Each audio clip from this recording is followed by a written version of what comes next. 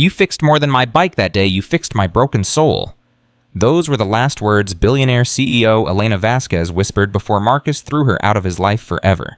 But 3 weeks later, when his 7-year-old daughter lay dying in a hospital bed, Elena came racing back, not in her private jet, but on that same beaten Harley checkbook in hand, and tears streaming down her face. This is the story of how one rainy afternoon in Portland changed 3 broken lives forever. Before we dive in, smash that subscribe button and ring that notification bell, and drop a comment telling me what city or country you're watching from. I love seeing how far these stories travel. Your support keeps these stories coming. Now let's begin. I should have known the moment she walked through my door that she'd destroy everything I'd spent 3 years rebuilding. Marcus Walsh was elbow deep in a Kawasaki engine that October afternoon when the rain started.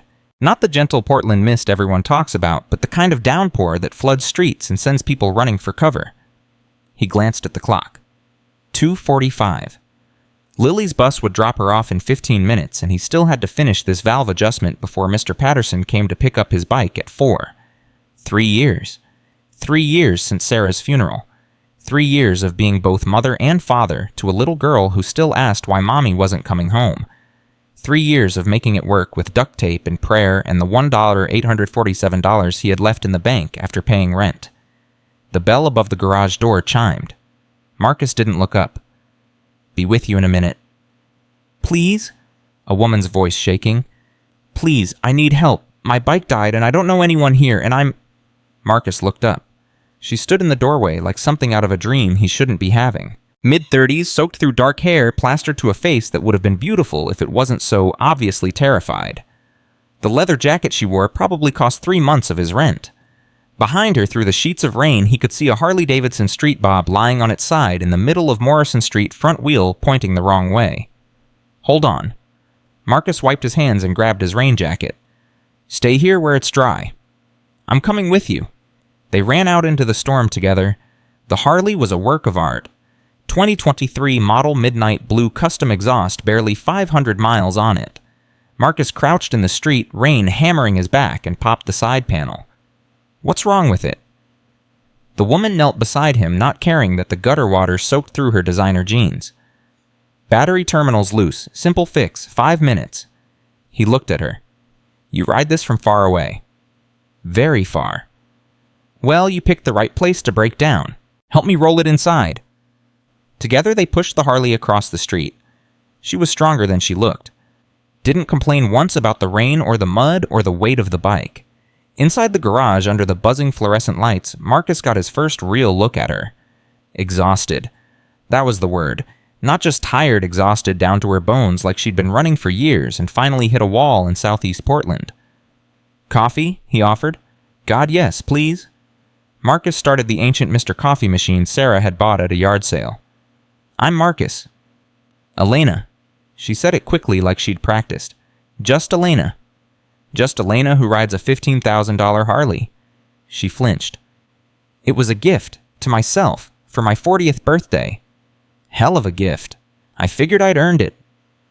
Before Marcus could ask what she meant, the back door burst open and Lily came running in her frozen backpack, bouncing her hair in the lopsided ponytail he'd managed that morning. "Daddy, Mrs. Chen says we need to bring $20 for the field trip on Friday, and also I got a gold star on my spelling test, and also Tommy Martinez said his dad could beat you in an arm wrestling contest, but I said no way because you're the strongest, and..." She stopped seeing Elena. "Who are you? Who are you?" Elena's whole face changed, softened, like someone had flipped a switch. "I'm Elena. My motorcycle broke and your dad's fixing it."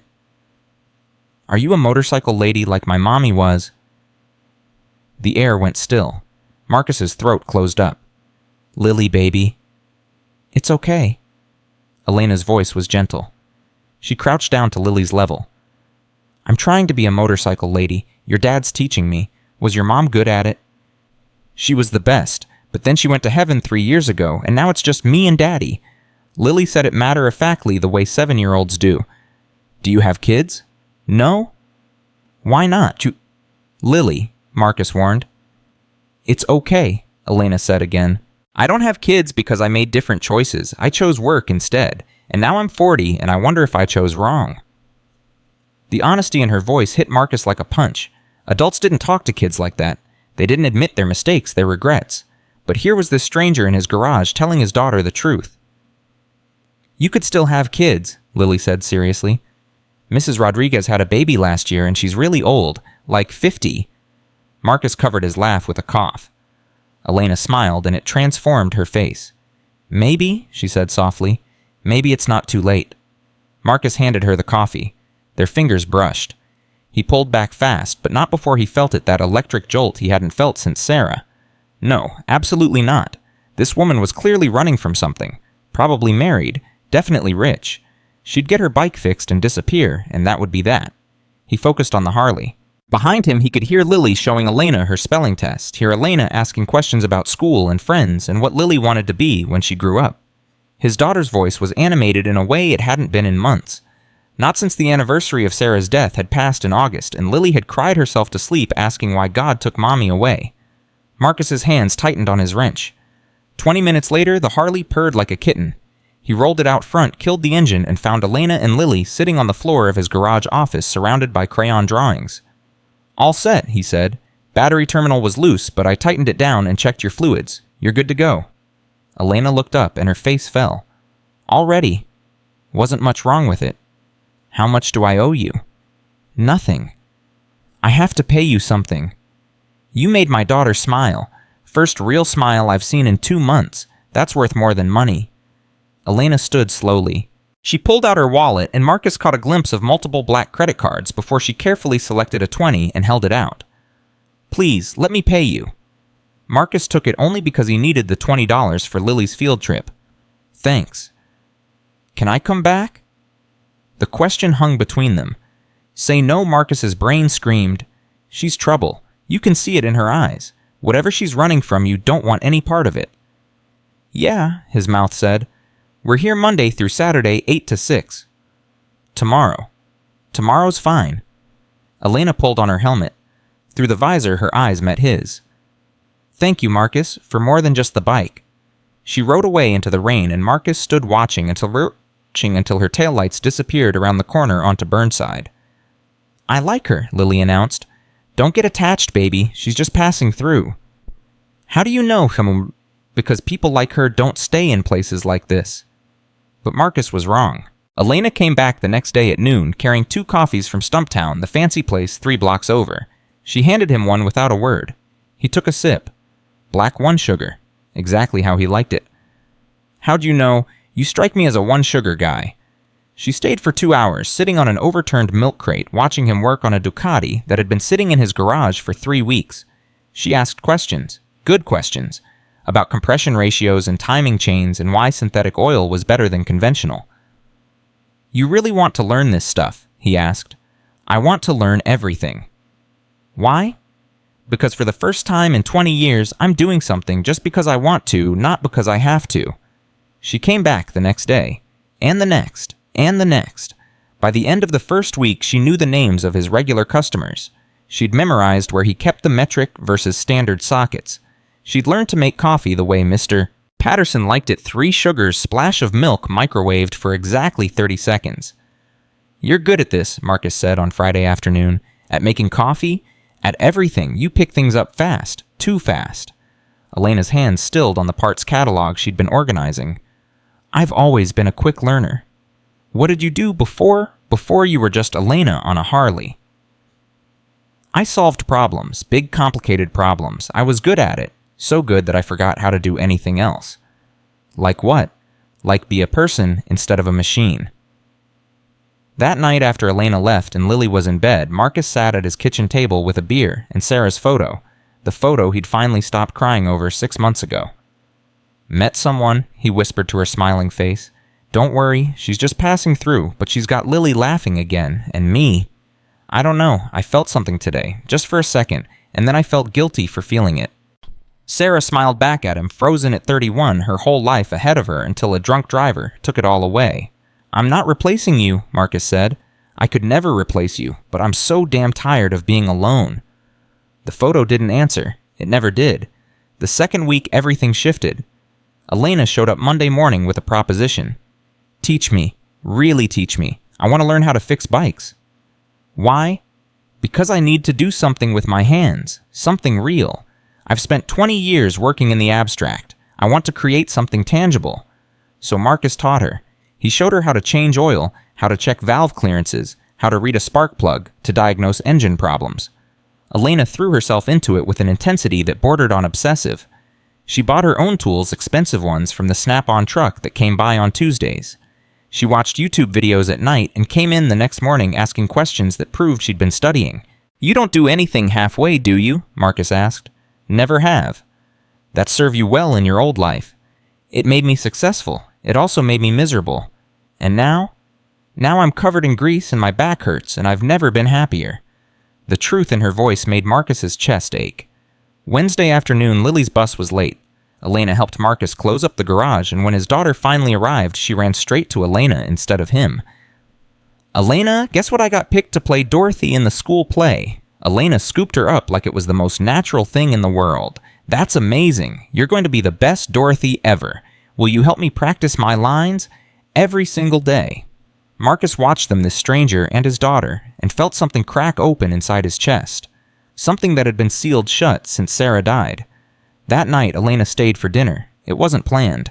Lily begged, and Marcus was too tired to say no, and suddenly there were 3 of them around his tiny kitchen table eating spaghetti with meat sauce and garlic bread from the Safeway bakery. "Your apartment's really small," Lily announced with 7-year-old bluntness. "Lily!" Marcus's face burned. Elena laughed. "It is pretty small, but it's cozy. I like cozy." "Where do you live?" "Right now, a motel on 82nd Avenue. Marcus nearly choked on his water. 82nd. That's rough. I know, but I've survived worse. "You can't stay there. That area is dangerous." "I'm a big girl, Marcus. I can handle it." "Can you handle the bed bugs? Because that motel definitely has bed bugs." Elena set down her fork. "Okay, yes, the bed bugs are a problem," Lily giggled. "Bed bugs are gross." "Super gross," Elena agreed. Marcus made a decision he'd probably regret. "I have a studio apartment above the garage. Used to rent it out, but the last tenant left 6 months ago. It's small, probably needs cleaning, but it's better than bed bugs." Elena stared at him. "You're offering me an apartment? I'm offering you a place that's not going to give you scabies. Pay me whatever you were paying for the motel. No lease, no commitment. Stay as long as you need to." "Marcus, you don't even know me."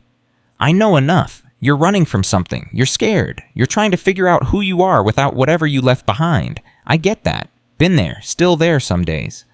Elena's eyes filled with tears. "Why are you being so kind to me?" "Because someone was kind to me once when I needed it. Paying it forward." That night, Elena moved in. She carried 1 duffel bag up the stairs. 1 bag. For a woman who rode a $15,000 motorcycle and wore designer jeans even when she was trying to dress down.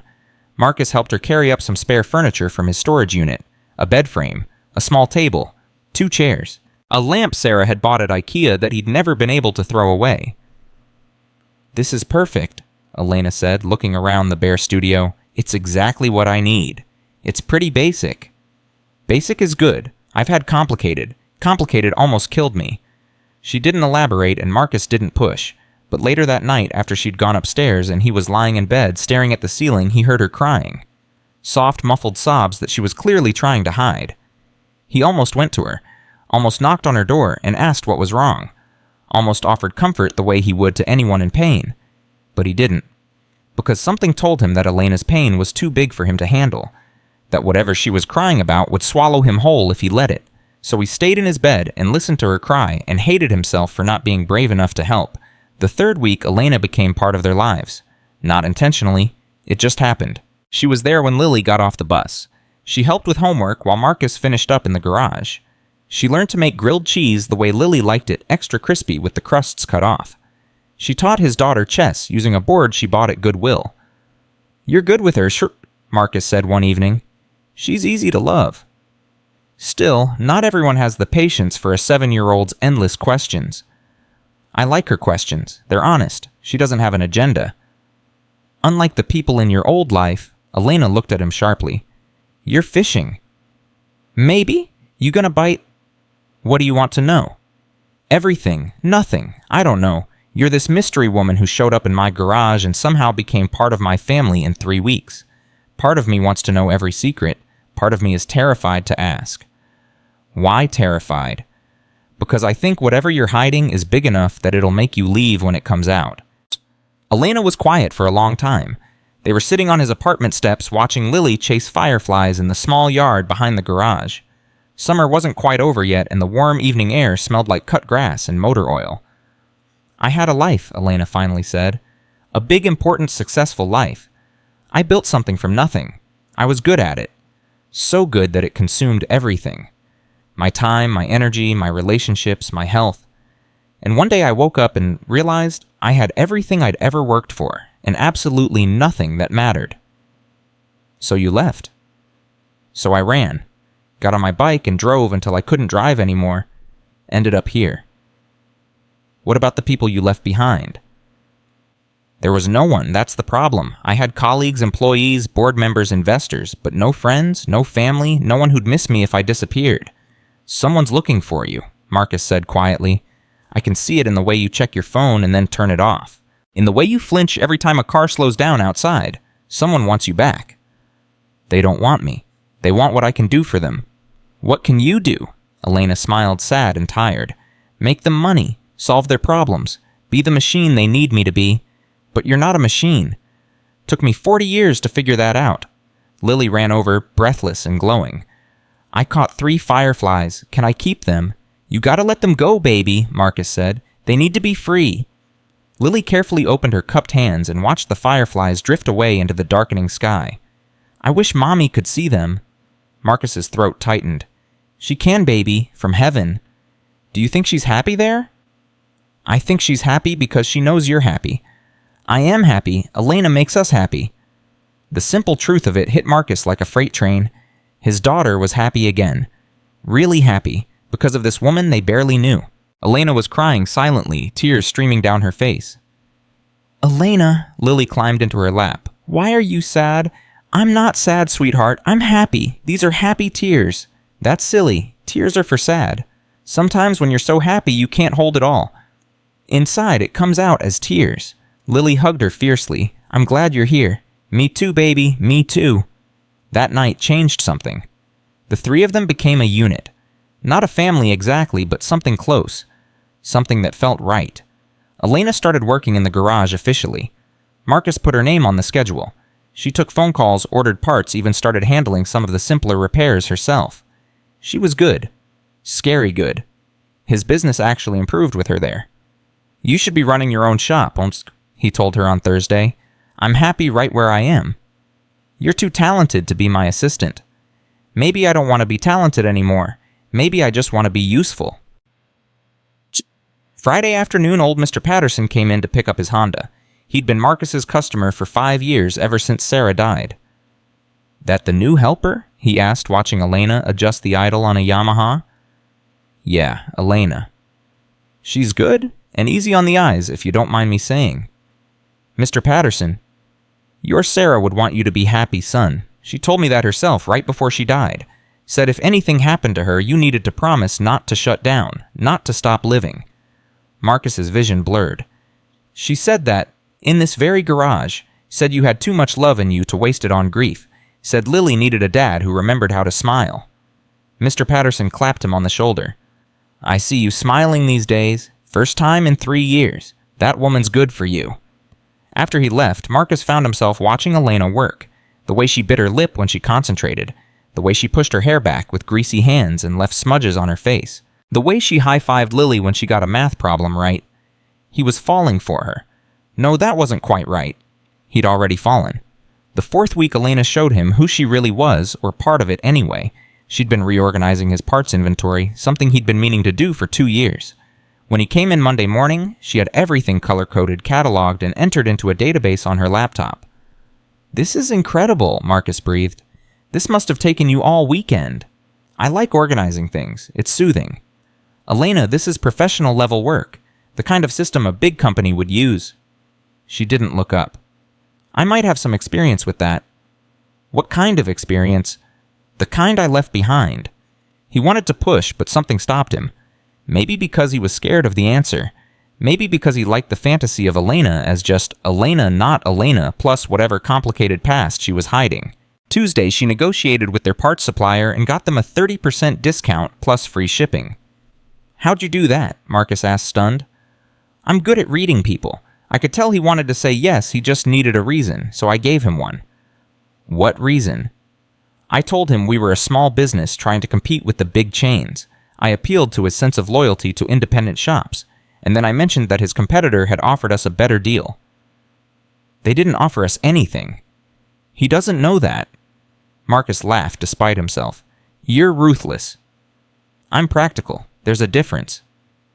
Wednesday, she completely restructured how he handled invoicing and turbo and discovered he'd been undercharging for labor by about 40%.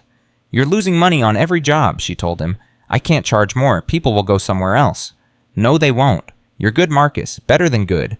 And you're fast. You should be charging premium rates. These are my neighbors, my community. I can't price gouge them. It's not price gouging if you're charging what you're worth. Look. She showed him a spreadsheet she'd built. If you raise your labor rate by just 30%, you'll make an extra $2,000 a month. That's $24,000 a year. That's Lily's college fund. That's savings. That's not worrying about rent. The numbers made Marcus dizzy. You did all this in one night. I couldn't sleep. Elena, who are you? She met his eyes. Someone who's very good at making money, and someone who's trying to learn that money isn't everything. That night, Marcus raised his rates. The next day, he made $800 on 3 jobs that would have netted him $500 before. Not a single customer complained. You were right, he told Elena. I usually am. About business anyway. What about everything else? Everything else I'm terrible at. That's why I'm here. Friday evening after they closed the garage, Elena cooked dinner. Real cooking, not the boxed spaghetti Marcus usually made. Some kind of pasta dish with fresh vegetables and herbs she'd bought at the farmer's market. Where'd you learn to cook? Lily asked, twirling noodles on her fork. My grandmother. She was from Spain. She said cooking was how you showed love when you didn't have the words. Do you love us? Lily asked with devastating innocence. Elena's hand trembled on her wine glass. Yes, I do. Good. We love you too. Right, Daddy? Marcus's heart stopped. Every eye turned to him. Elena looked terrified. Lily looked expectant. Yeah, he managed. Yeah, we do. Elena excused herself quickly, went upstairs to her studio. Marcus could hear her pacing, could hear her on the phone speaking rapidly in Spanish, could hear the barely controlled panic in her voice. An hour later, she came back down. Marcus, can we talk? They sat on his couch after Lily was in bed. Elena's hands were shaking. I need to tell you something about who I am, about what I left behind. Okay? But I'm scared. I'm scared that when I tell you, you'll look at me differently, that this will end, and I'm not ready for this to end. Marcus took her hand. Elena, whatever it is. Her phone rang. It had been on silent for 4 weeks, but this time it didn't just vibrate. It rang, loud and shrill and insistent. Elena stared at it like it was a bomb. The caller ID flashed David Chen, Vasquez Tech Emergency. Marcus's stomach dropped. Vasquez Tech. Elena's face went white. As in Vasquez Tech, the software company, the one that's worth like $50 billion? She didn't answer. Didn't have to. Oh my God. Marcus stood up, backing away. Oh my God, you're Elena Vasquez. The Elena Vasquez.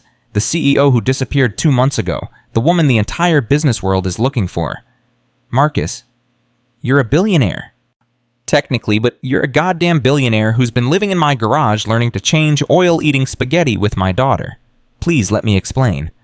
The phone kept ringing. Answer it. Marcus said, his voice hollow.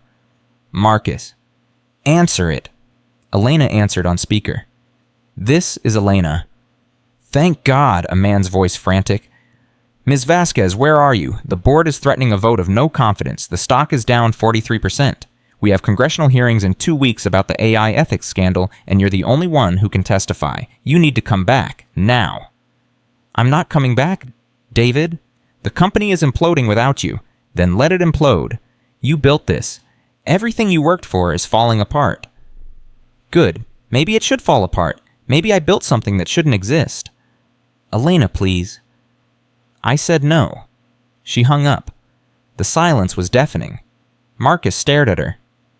Billionaire? You're an actual billionaire. Yes. Wow. And you've been pretending to be some lost woman on a Harley for 4 weeks. I wasn't pretending. This is the realest I've been in 20 years. You lied to me, to Lily.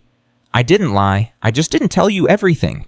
That's the same thing. Marcus was shaking now. What was this to you? Some kind of experiment? Let's see how the poor people live. Slum it for a few weeks before you go back to your penthouse. It wasn't like that.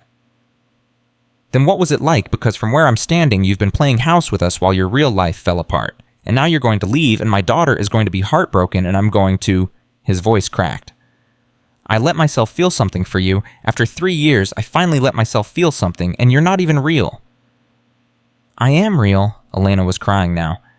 This is the only real thing in my life. That company, that money, those people, none of it was real. But this you, Lily, this garage, this life, this is the first real thing I've had since I was 20 years old. But you're still leaving. I don't know. Yes, you do. Your phone's going to keep ringing. Your board is going to keep calling. Eventually you'll go back because that's who you are. You're Elena Vasquez, Billionaire CEO. Not Elena, the woman who makes grilled cheese and braids hair. I can be both. No, you can't. I'm a mechanic who makes $38,000 a year on a good year. You run a company worth billions. We don't live in the same world. We never did. Elena grabbed his arms. I love you. I love Lily. I fell in love with this life. That's not fake. But it's not real either. You can't stay here. Your real life is out there. He pointed toward the window. And eventually you're going to have to go back to it. What if I don't want to? What if you don't have a choice? Elena's phone buzzed. 23 new messages. 15 missed calls. A text from someone named David, board meeting in 48 hours. If you're not there, they're voting you out. Everything you built will be gone. She looked at the phone, at Marcus, at the photo of Sarah on the wall. Pack your things, Marcus said quietly. Tonight, I want you gone before Lily wakes up. Marcus, please. I can't do this. I can't let Lily get more attached and then watch you leave. It's better this way. Clean break. There's no such thing as a clean break. Not for me, not anymore. Then it's a messy break, but it's still a break. Elena stood there for a long moment, tears streaming down her face. Then she turned and walked up the stairs to her studio. Marcus listened to her pack, listened to her cry, listened to the sounds of his heart breaking all over again. At 2 a.m, he heard the Harley's engine start. He didn't go to the window, didn't watch her leave, couldn't bear to see her ride away. But he heard it. That distinctive rumble of the street bob pulling out of the driveway and disappearing into the Portland night. And just like that, she was gone. Marcus sat in the dark garage until dawn, surrounded by motorcycles and oil stains and the ghost of Elena's laughter. Lily found him there at 6:30, still in yesterday's clothes, staring at nothing. Where's Elena? She had to go, baby. When's she coming back? Marcus pulled his daughter into his arms and held her while she cried. I don't know, maybe never. But she loves us. I know, but sometimes love isn't enough. That's stupid. Love should always be enough. Out of the mouths of babes. That morning, Marcus opened the garage like he did every day. He worked on Mr. Patterson's Honda. He fixed Mrs. Chen's Vespa. He changed oil and adjusted carburetors and rebuilt an engine that had seized up. And he didn't think about Elena, except he did. Every single second. He thought about her when he reached for a tool and it was exactly where she'd organized it to be. He thought about her when the phone rang and he expected to hear her voice answering. He thought about her when Lily came home from school and didn't run to show Elena her homework first. That night, he climbed the stairs to her studio. It was empty, completely empty, like she'd never been there at all. Except for one thing. On the small table, she'd left an envelope. Inside was a check for $10,000 and a note in neat handwriting for Lily's field trip and her ballet shoes and everything else she needs. Thank you for showing me what matters. I'm sorry I wasn't brave enough to stay. Marcus tore up the check, but he kept the note. 3 weeks passed. Marcus went through the motions, worked, parented, survived, pretended he was okay. Lily stopped asking when Elena was coming back, started asking if Daddy was sad again like after Mommy died. I'm fine, baby. You're lying. Yeah, I am. On Tuesday of the 4th week, Marcus got a phone call that changed everything. Lily's school. She'd been hit by a car in the crosswalk. The driver ran a red light. She was in the ICU at OHSU. Marcus's world ended for the second time. He raced to the hospital, left the garage unlocked, left everything behind. Nothing mattered except his daughter. She was so small in that hospital bed. Machines beeping, tubes everywhere. a ventilator breathing for her because her lungs had collapsed from the impact. Mr. Walsh. A doctor in scrubs. Her face grave. Your daughter has severe internal injuries. We need to operate immediately. The damage to her spleen, liver, and kidneys is extensive. Without surgery in the next few hours, she won't make it. Do it, whatever it takes. Mr. Walsh, the surgery will cost approximately $300,000. Your insurance will cover some of it, but you'll be responsible for at least $60,000 up front before we can proceed. Marcus's vision tunneled. I don't have $60,000. Then I'm sorry, without payment authorization, my daughter is dying and you're telling me you won't save her because I'm poor. It's hospital policy. I'm truly sorry. Marcus sank into a chair outside the ICU, called everyone he knew. His brother in Seattle said he could send $3,000. Mr. Patterson offered $5,000. Mrs. Chen started a GoFundMe. It wasn't enough. It would never be enough. He was going to lose Lily, just like he'd lost Sarah, and there was nothing he could do. At 8 o'clock that evening, Marcus heard running footsteps in the hospital corridor. He looked up. Elena. She was there still in her riding gear helmet in one hand, tears streaming down her face. Where is she? Marcus couldn't move, couldn't breathe, couldn't process that Elena Vasquez was standing in front of him in a Portland hospital corridor, looking like she'd ridden through hell to get there. How did you know? His voice came out broken. Mr. Patterson called me. I gave him my number before I left, just in case. Elena's eyes were wild, desperate. Where is she, Marcus? Where's Lily? ICU, room 347, but they won't operate. I don't have the money, and they won't. Elena was already running. Marcus chased after her, his legs wood in his mind, unable to catch up with what was happening. They burst through the ICU doors together. A nurse tried to stop them, but Elena pushed past like a force of nature. Lily lay in the bed so pale she looked like a ghost. The ventilator hissed. Monitors beeped. Blood transfusion bags hung from poles. Elena made a sound Marcus had never heard a human make. Pure anguish. Oh God, baby, I'm here. I'm here now. Elena grabbed Lily's small hand, careful of the IV lines. You hold on, you hear me. You hold on because I just found you and I'm not losing you. Ma'am, you need to leave. A nurse appeared. Get the surgeon, now. We can't operate without... I said get the surgeon now. Elena's voice cracked like a whip, the CEO voice, the voice that commanded boardrooms and built empires. I'll have $75,000 wired to this hospital's account in the next 10 minutes. Get the surgical team ready. Move. The nurse ran. Elena turned to Marcus. Mascara streaked her face. Her hands shook. I need your bank information. I'm wiring you money. Enough for the surgery, the hospital stay, everything. Don't argue with me. Don't you dare argue with me right now. Elena? She's not dying because of money. I have money. More money than God. And it's going to save her life. That's the only thing that matters. A doctor rushed in, the same one from before. Ms. Vasquez, Elena Vasquez, from Vasquez Tech. Yes. How fast can you operate? The surgical team can be ready in 20 minutes if nothing. I'm transferring $100,000 right now. 50 for the surgery, 50 for whatever comes after. Do it.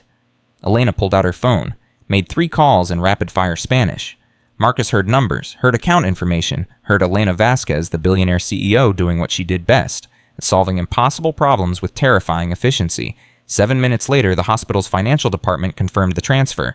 10 minutes after that, they were wheeling Lily toward surgery. Elena held Marcus as they watched their little girl disappear through double doors. She's going to make it. She has to make it. Why did you come back? Marcus whispered. Because I love her. Because I love you. Because the second I rode away from Portland, I knew I'd made the biggest mistake of my life. But your company, huh? To hell with my company. To hell with all of it. I thought I left because I was scared of you finding out who I really was. But the truth is, I was more scared of admitting that I'd rather be in a garage in Portland than running an empire.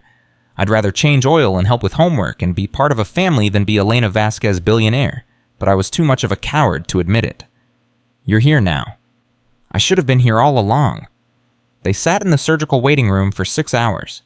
Elena never let go of Marcus's hand. Other people came, Mr. Patterson, Mrs. Chen neighbors from the block, Lily's teacher. They brought coffee and food nobody ate. They whispered prayers. They waited.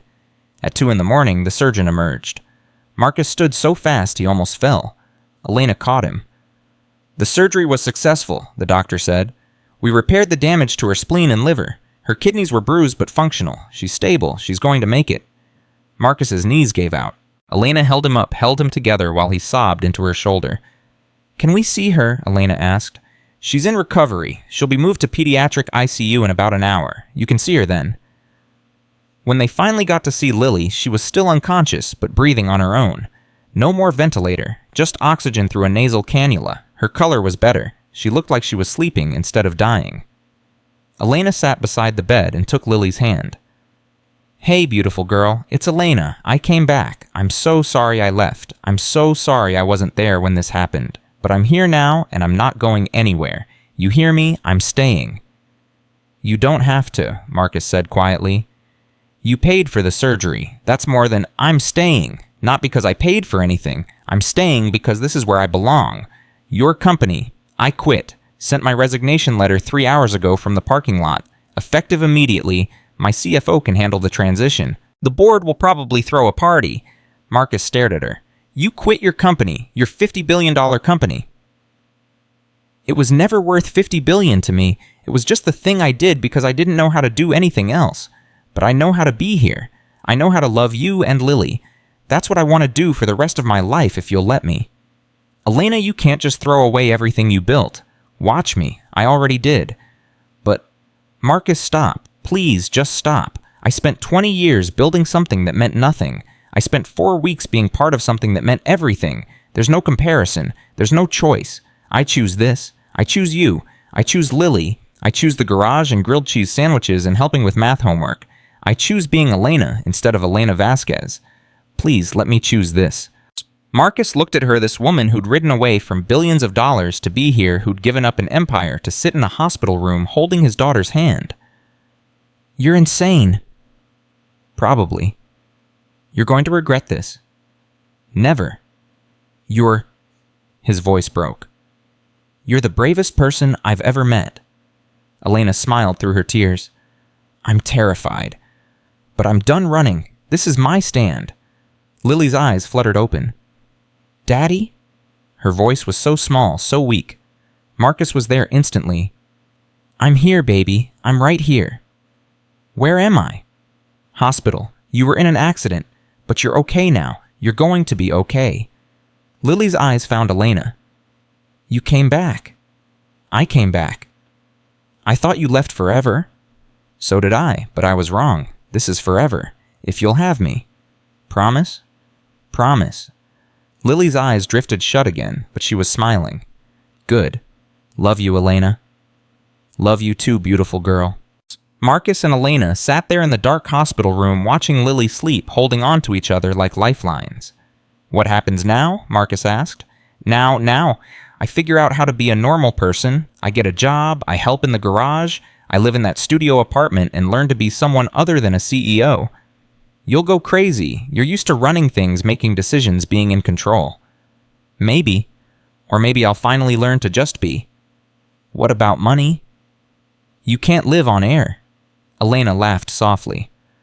Marcus, I have a personal net worth of about $8 billion. Even if I never work another day, I couldn't spend it all if I tried. Money isn't the issue. $8 billion. Marcus's head spun. That's not real. That can't be real. It's very real and completely meaningless. You know what I spent most of it on? A penthouse I never lived in, an art collection I never looked at, donations to causes I never had time to care about. Things, just things. I had everything and nothing all at once. And now? Now I have you and Lily and a studio apartment with furniture from IKEA, and I've never been richer. Marcus wanted to argue, wanted to say she was being impulsive, that she'd regret walking away from everything she'd built. But looking at her face peaceful for the first time since he'd met her, he couldn't. Okay, he said simply. Okay? Okay, stay, be part of this, be part of us, but on one condition. Anything. You don't get to pay for everything. I'm still Lily's father. I still support my family. The surgery that was an emergency. I'm grateful, more grateful than I can ever express. But moving forward, we do this together, as equals.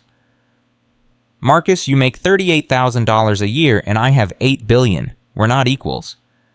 In money, no. In this relationship, yes. If you're staying as my partner, not my benefactor. I need you to understand that. Elena was quiet for a long moment. You're asking me to let you struggle financially when I could make all your problems disappear with a phone call. Yes. That's going to be very hard for me. I'm a problem solver. It's what I do. Then learn to do something else. Learn to let me be a man who takes care of his family. Our family, Elena corrected. If I'm staying, she's our family now. The word hit Marcus like a fist to the chest. Our family. Sarah had been gone for 3 years, and he'd gotten used to thinking of himself and Lily as a unit of two. Adding a third felt like betraying Sarah's memory, but Sarah's voice echoed in his head, the conversation Mr. Patterson had told him about. You have too much love in you to waste it on grief. Our family, Marcus agreed, and something broke open in his chest. They spent the night in Lily's room. Nurses came and went, checking vitals, adjusting medications. Elena never left Lily's bedside. Marcus dozed in an uncomfortable chair and woke up every hour to make sure his daughter was still breathing. At dawn, Lily woke up more alert. Does it hurt, baby? Marcus asked. Everything hurts, but not too bad. Lily looked at Elena. You really came back. Told you I would. Daddy said you might never come back. He was sad. I was very sad too. Saddest I've ever been. But then I realized something important. You know what? What? Home isn't a place, it's people, and you and your dad are my home now. What about your other home, the big fancy one? Didn't have one, had a building I slept in sometimes, but it was never home. This is home. Elena gestured around the hospital room. Anywhere you two are is home. Lily thought about this seriously. Can you still be rich and be with us? Marcus tensed. Elena smiled. Yes, I can still be rich, but the money doesn't matter much. What matters is that I'm here. That I get to watch you grow up. That I get to help your dad in the garage. That I get to be part of your family. Like a mom. The question hung in the air. Elena's eyes filled with tears. Would you want that? Would you want me to be like a mom? I already have a mom in heaven, but she's been gone a long time, and I think she'd like you. I think she'd want you to be here. Marcus had to leave the room. Had to step into the hallway and put his back against the wall and try to breathe through the tsunami of emotion. Sarah would like Elena. She would. Sarah had always said she wanted Marcus to find happiness again. Had made him promise not to be alone forever.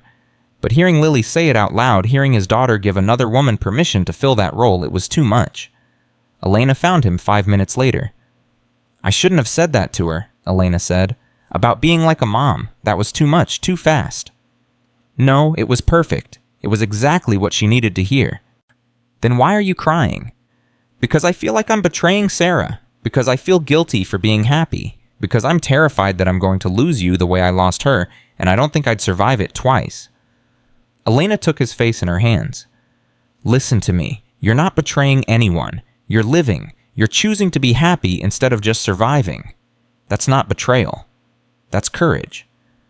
What if something happens to you? What if nothing happens? What if we get 50 years together? What if we get to grow old and watch Lily graduate college and have kids of her own? What if we get everything? I'm scared to hope for that. Me too, but I'm more scared of walking away and spending the rest of my life wondering what if. I'd rather have 1 day with you and Lily than 1,000 days of my old life. Marcus kissed her. Right there in the hospital corridor with nurses walking by and machines beeping and the smell of antiseptic everywhere. He kissed her like she was oxygen and he'd been drowning. When they broke apart, Elena was smiling. So that's a yes, I can stay. On one condition. Another condition. You help me tell Lily about her mother, about who Sarah was. I don't want her to forget. I would never ask her to forget. Sarah's part of who she is. I'm not replacing anyone. I'm just adding to what's already there. Okay then, stay. Be part of this messy, complicated, beautiful thing we're building. Okay? They went back to Lily's room together. The morning sun was streaming through the windows. Lily was eating Jell-O and watching cartoons on the TV. She looked up when they entered. Are you guys going to kiss again? Because I saw that. The nurse said you were being gross. Marcus laughed. Really laughed for the first time in 3 weeks. Yeah, baby, we're probably going to kiss again. Is that okay with you? I guess, as long as you don't do it too much. That's weird. Deal. Lily turned to Elena. Are you going to live with us now for real this time? If that's okay with you, can you still help me with my math homework? Every single day. Can you teach me to ride a motorcycle when I'm older? Marcus opened his mouth to say absolutely not, but Elena beat him to it. When you're 16 and your dad says it's okay, can you make those good pancakes again, the ones with the blueberries? Whenever you want. Then okay, you can stay. As if it had ever been a question. As if this 7-year-old girl hadn't just given her blessing to completely reshape their family. But that's how it worked with kids. They were adaptable, resilient, ready to love if you gave them half a reason. Lily stayed in the hospital for 8 more days. Elena was there every single day from the moment visiting hours started until security kicked them out at night. She brought books and puzzles and helped Lily do her schoolwork so she wouldn't fall behind. She learned to change bandages and monitor drainage tubes. She slept in the chair beside Lily's bed even though Marcus told her she could go home and rest. "This is home," Elena kept saying, "wherever you two are." On day 4, a man in an expensive suit showed up asking for Elena Vasquez. "I'm David Chen, her former CFO," he told Marcus in the waiting room. "I need to speak with her about the company transition. She doesn't want to see you. The board needs her to sign paperwork. There are legal issues with her sudden resignation. She can't just walk away. Watch her." But Elena came out anyway. "David, what do you want?" "To talk sense into you. Elena, what are you doing? You built this company from nothing. It's your legacy." "My legacy is in a hospital bed recovering from surgery. Everything else is just business." "Just business, Vasquez Tech is something I don't care about anymore. I'm done, David. Truly done. Have the lawyers send whatever I need to sign. I'll sign it. But I'm not coming back. Not for meetings, not for press conferences, not for anything." "You're throwing away everything." "No, I'm finally keeping what matters." David looked at Marcus like he was seeing him for the first time. "You're the mechanic, the one she's been living with." "That's right." "What did you do to her? How did you brainwash the smartest woman I know into giving up billions of dollars?" Marcus smiled. "I didn't do anything. I just loved her. Turns out that was enough." David left, shaking his head. That night, Elena's resignation hit the news. "Billionaire CEO Elena Vasquez walks away from tech empire," screamed the headlines. The business channels couldn't stop talking about it. They called it a mental breakdown, a crisis, the biggest mistake in corporate history. Elena turned off the TV and didn't look back. On day 9, Lily was discharged. They brought her home to the apartment above the garage. Elena had spent the previous night cleaning and decorating, hanging fairy lights, and putting up posters of motorcycles and butterflies. She'd bought a new comforter for Lily's bed, purple with stars, Lily's favorite. "You did all this?" Lily looked around in wonder. "I wanted you to have a proper welcome home." "This is the best room ever." Marcus watched Elena tuck Lily into bed that first night home, watched her read a story and sing a song and kiss Lily's forehead goodnight, watched her become a mother right before his eyes. Later, when Lily was asleep, they sat on Marcus's couch drinking beer. "I talked to a lawyer today," Elena said, "about adoption." Marcus almost dropped his beer. "Adoption. I want to adopt Lily, officially, legally, make her mine in every way that matters, if that's okay with you." "Elena, we've been together for like 2 months total. That's fast, really fast." "I know, and we can wait if you want, but I also know that I'm not going anywhere. That I want to be her mother in every sense of the word, and I want it to be legal. I want her to know that she's stuck with me forever." "What about us getting married?" Elena looked at him. "Is that a proposal?" "No, maybe, I don't know. I'm saying we should probably do things in order, right? Get married first, then adoption. Or we could do both, or neither. I don't need a piece of paper to tell me we're a family. I already know. But I want the paper. I want to marry you, Elena. I want Lily to have your last name if that's what you want. I want all of it. I'm just scared." "Of what?" "Of losing you, of this being too good to be true, of waking up and finding out it was all a dream." Elena took his hand. "Then wake up scared every day and choose to believe anyway. That's what I'm doing. I'm terrified, but I'm done letting fear make my decisions." "When did you get so wise?" "About 6 weeks ago in a garage in southeast Portland. A mechanic taught me." Marcus kissed her, slow and deep and full of promise. "I love you," he said. "I love you too. So we're really doing this, getting married, becoming a family, unless you change your mind in the next 30 seconds. "Not changing my mind." "Good, neither am I." They sat there in the dark, holding each other, listening to Lily's soft breathing from the next room. 3 broken people who'd somehow found a way to make each other whole. 2 weeks later, Elena officially became a resident of Oregon. She got a driver's license with her Portland address, registered to vote, opened a checking account at the local credit union, did all the things that normal people do when they plant roots. She also started working in the garage officially, not as help, as a partner. Marcus redid the sign Walsh and Vasquez Motorcycle Repair. "You sure about this?" he asked. "Using your real name, people are going to figure out who you are. Let them. I'm done hiding. This is who I am now." Sinig. And people did figure it out. The story made regional news. Billionaire CEO becomes small business owner in Portland. They got customers who came just to see if it was really her. Elena handled it with grace, changing their oil and chatting about compression ratios like she'd been doing it her whole life. Some of the old customers were weird about it at first. Mr. Patterson pulled Marcus aside. "You sure about being in business with her? What happens when she gets bored and leaves?" "She's not leaving." "How do you know?" "Because I know. Same way I knew Sarah was the one 30 seconds after meeting her. You just know." Mr. Patterson nodded slowly. "Fair enough. She makes good coffee. I'll give her that." 1 month after Lily came home from the hospital, Marcus took Elena to Sarah's grave. "I want you to meet her, Hag," he said. They stood in front of the headstone. Sarah Walsh, beloved wife and mother. Born 1989, died 2022. The dates that had defined Marcus's life for 3 years. "Hi, Sarah," Elena said softly. "I'm Elena. I love your husband and your daughter more than I knew it was possible to love anyone. I'm not trying to replace you. I could never replace you, but I promise I'll take care of them. I promise I'll be worthy of the gift they are, and I promise that Lily will always know who you were and how much you loved her. Thank you for raising such an incredible daughter. Thank you for loving Marcus so well that he learned how to love again. I hope wherever you are, you're at peace. I hope you know they're going to be okay. We're all going to be okay." Marcus stood there crying while Elena talked to his dead wife. It should have been weird, should have been wrong, but it felt exactly right. "She would have liked you," he finally said. Yeah, you're both stubborn and brilliant and terrible at asking for help. You would have been friends. I wish I could have known her." "Me too." They stood there until the sun started to set, saying goodbye to the past and hello to the future. That night, Marcus proposed. No ring, no fancy restaurant. Just the two of them on the couch after Lily was asleep, surrounded by motorcycle magazines and empty coffee cups and the comfortable mess of their life. "Marry me," he said. Elena looked at him. "That's it. That's the proposal." "What do you want? A speech? I'm a mechanic, not a poet." "Yes, actually, I want a speech. I want you to tell me why." So Marcus did. "I want to marry you because you came back.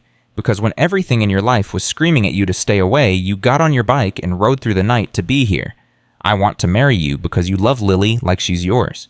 Because you make terrible jokes and organize my garage, and you're learning to ride a motorcycle even though you're scared of falling. I want to marry you because you walked away from billions of dollars for a life worth living. Because you're brave and stubborn and the best thing that's ever happened to us. Because I love you so much, it scares me. Because I want to spend every day for the rest of my life proving that you made the right choice. So yes, marry me, be my wife, be Lily's mom, be part of this weird, wonderful, impossible thing we're building." Elena was crying. "Yes, God, yes, 1,000 times yes," they told Lily the next morning over pancakes. "Elena and I are getting married," Marcus announced. Lily's eyes went huge. Really? Really? What do you think about that?" "I think it's about time. I've been waiting forever. When's the wedding?" "We haven't planned that yet." "Can I be the flower girl?" "You're the only flower girl." "Can we have the wedding in the garage with motorcycles?" Marcus looked at Elena. Elena shrugged. "Why not?" "In the garage it is." Marcus agreed. And that's exactly what they did. Planning a wedding in the motorcycle garage turned out to be more complicated than any of them expected. "We need chairs," Elena said, staring at the oil-stained concrete floor. "And we need to move all the bikes. And we need to clean. A lot." "It's a garage," Marcus pointed out. "It's supposed to smell like oil. It's our wedding. It's supposed to smell like flowers." "Can it smell like both?" Lily bounced between them, clutching a notebook where she'd been drawing wedding plans. "I think we should have motorcycle flowers, like flowers shaped like motorcycles. Is that a thing?" "If it's not, we'll make it a thing," Elena promised. They set the date for 6 weeks out, early December, right before the holidays. Small ceremony, just close friends and neighbors. Mr. Patterson would officiate. Turned out he was an ordained minister, something he'd never mentioned in 5 years. Mrs. Chen insisted on catering. The whole block wanted to help. But first, there were other battles to fight. David Chen showed up again 3 days after the engagement, this time with lawyers. "Elena, you need to sign these papers," he said, spreading documents across the small table in her studio apartment. "The board is suing. They're claiming you breached your fiduciary duty by abandoning the company during a crisis." "Let them sue. They're asking for $2 billion in damages." Elena didn't even blink. "Fine, take it. Take all of it. I don't care." "You don't care about $2 billion. Not even a little bit. What else?" David stared at her like she'd grown a second head. "There are also shareholders filing a class action. They claim your resignation tanked the stock price and cost them money." "Also fine, settle with them, whatever they want." "Elena, you're not thinking clearly. You're letting your emotions—" "My emotions are the clearest they've been in 20 years. Sign whatever needs to be signed. Pay whatever needs to be paid. I'm done with all of it." Marcus had been listening from the doorway. "She said she's done. You need to leave." David turned to him. "Do you have any idea what you're costing her? She's throwing away her entire fortune because of you." "No, she's choosing a different kind of fortune, one that actually matters." "You're a mechanic who lives above a garage. What can you possibly offer her that's worth billions of dollars?" "Love, family, a life that means something. Take your pick." David gathered his papers. "You're going to regret this, Elena, both of you." "Probably," Elena agreed, "but not for the reasons you think." After he left, Marcus found Elena sitting on the steps outside, staring at nothing. "You okay?" "I just gave away $2 billion like it was nothing. I should feel something, right? Regret, panic, something." "Do you?" "No, I feel relieved, like I'm finally cutting the last cord tying me to that life." She looked at him. "That. Is that crazy?" "Probably, but I'm crazy too, so we match." "What if David's right? What if I regret this someday?" "Then we'll deal with it someday. But today we're planning a wedding in a garage, and that's all that matters." Elena smiled. "A wedding in a garage? My board would be horrified." "Good. Screw your board. Former board. And yes, screw them." The next challenge came from an unexpected direction: Lily's school. Marcus got called in for a meeting with the principal, Mrs. Davidson, a severe woman who'd never liked him much. She thought single fathers couldn't properly raise daughters. She'd made that clear over the years. "Mr. Walsh, we need to discuss Lily's home situation." Marcus's stomach dropped. "What about it?" "We understand you're engaged to Elena Vasquez, the billionaire CEO." "Former CEO, but yes. And she's living with you, above your garage, with Lily." "That's right. What's the problem?" Mrs. Davidson folded her hands. "We have concerns about the appropriateness of this arrangement. A child living with her father and his girlfriend in such close quarters. The school board has questions." "We're getting married in 6 weeks, and Elena's been part of Lily's life for months now. Nevertheless, we think it might be better if Lily stayed with another family member until the wedding, just to maintain propriety." Marcus stood up so fast his chair fell over. "Are you serious? You're suggesting I send my daughter away because I'm engaged?" "We're suggesting that perhaps this situation isn't ideal for a child. This situation is the best thing that's happened to my daughter since her mother died. Elena loves Lily. Lily loves Elena. We're a family, and you don't get to tell me otherwise." "Mr. Walsh, please sit down." "No, I'm done. Lily's happy, healthy, and thriving. Her grades are the best they've been in years." She smiles again. She laughs again. "And if you have a problem with that, then maybe I need to find a different school." "That won't be necessary. We're simply expressing concern." "Express it to someone who cares. I'm taking my daughter home." He pulled Lily out of class and drove straight back to the garage. Elena was under a Honda, her legs sticking out when they arrived. "Why are you home early?" she called out. "School called me in, said our living situation was inappropriate for Lily." Elena rolled out from under the bike, her face smudged with grease. "They said what?" Marcus explained. Elena's expression went from shocked to furious. "They want her to live somewhere else until we're married." "That's what they suggested." "Absolutely not. No way. Over my dead body." Lily tugged on Elena's sleeve. "Does this mean I can't live with you?" "No, baby, it means nothing. You're staying right here with us, always." "But what if the school makes me leave?" Elena crouched down to Lily's level. "Listen to me. No one is taking you anywhere. I don't care what the school says. I don't care what anyone says. You're ours and we're yours, and that's never changing. Promise." "I swear on everything I have. You're stuck with me now." That night, Elena made a phone call.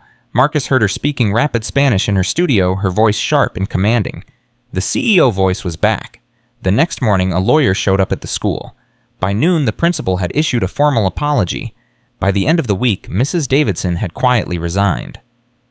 "What did you do?" Marcus asked. Elena shrugged.